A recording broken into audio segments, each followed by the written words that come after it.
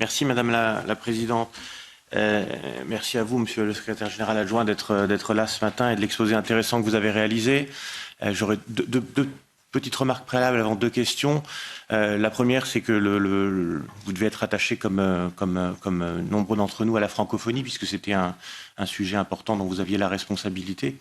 Et s'exprimer en français, notamment au Parlement européen, où c'est une langue majeure, me semble un élément nécessaire, important, impératif pour défendre la francophonie.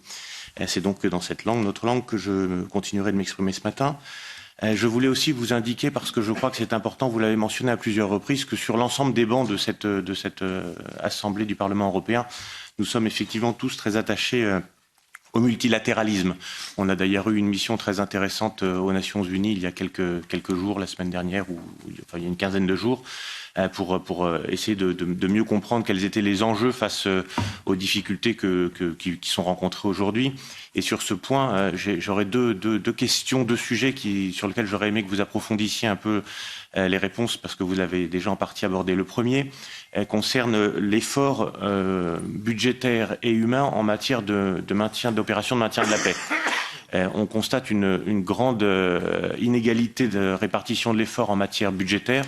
Un certain nombre de pays, dont la France, sont entre 6 et 7% de participation au niveau du budget. C'est important. Comment faire pour que la charge soit mieux répartie entre les différentes puissances? Et c'est quelque chose que notre collègue Vasikowski soulignait tout à l'heure.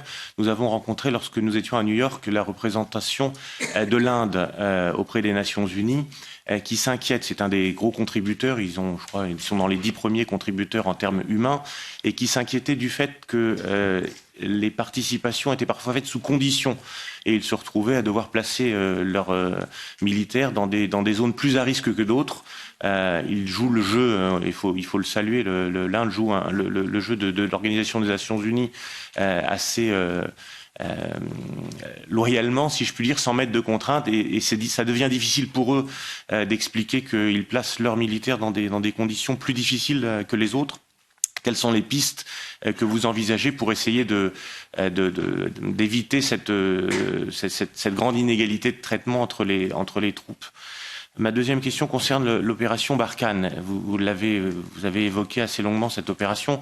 Ça vient rajouter au poids budgétaire pour la France des opérations de maintien de la paix, parce qu'effectivement, c'est une opération de maintien de la paix qui concerne très directement, par exemple, l'Union européenne. Lutter contre la déstabilisation massive du Sahel et veiller à ce que nous n'ayons pas une dissémination du terrorisme islamiste est important. C'est donc quelque chose qui concerne la paix de façon très générale.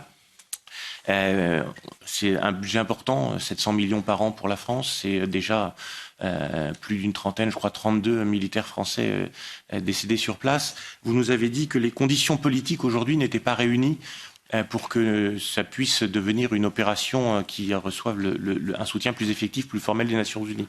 Quelles conditions politiques doivent être réunies? Comment faire? Quel est le chemin, la feuille de route, les étapes qui permettraient que demain cette opération soit véritablement une opération multilatérale? Voilà.